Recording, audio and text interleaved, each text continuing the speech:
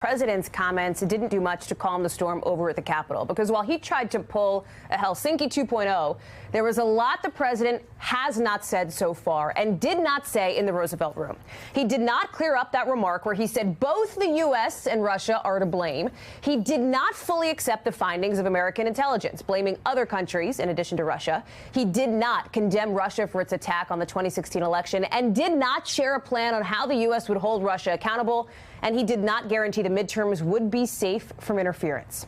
MSNBC's Garrett Haake is over on Capitol Hill. And Garrett, sure, Republicans got a fig leaf's worth of cover from the president's quote-unquote clarification. But what does this mean for the appetite of Republican leaders to actually do something now?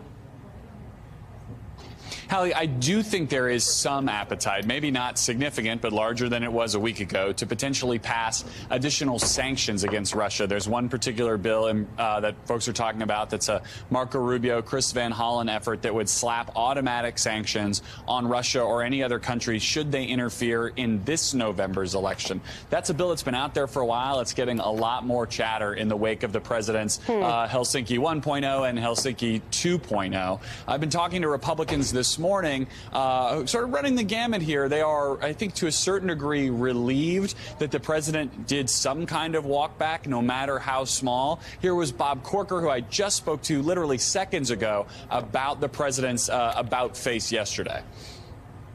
I'm glad. So, look, it wasn't a perfect meeting. Obviously, what happened in Helsinki was especially non-perfect.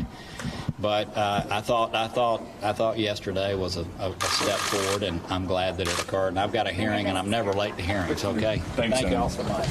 Especially non-perfect. Especially non-perfect is my new favorite. Especially non-perfect is my new favorite 2018 euphemism for how anything is going in Washington, D.C. But you did hear from him. I talked to John Cornyn, the #2 Senate Republican, earlier, saying, look, both of these men said this is not a White House that likes to make corrections. This is not a White House that likes to walk anything back. The fact that the president was willing to do so yesterday, no matter how especially non-perfect that walk back may have been, indicates to them that they at least realize the seriousness of the mess that they found themselves in after Finland, Allie. Thank you for checking out our YouTube channel. Why don't you subscribe? It's really easy. Just click on that button down there. And for more news from MSNBC, click on any of these videos here for the latest interviews and highlights. You can get more videos from MSNBC with our newsletters. Head over to msnbc.com/newsletters to sign up.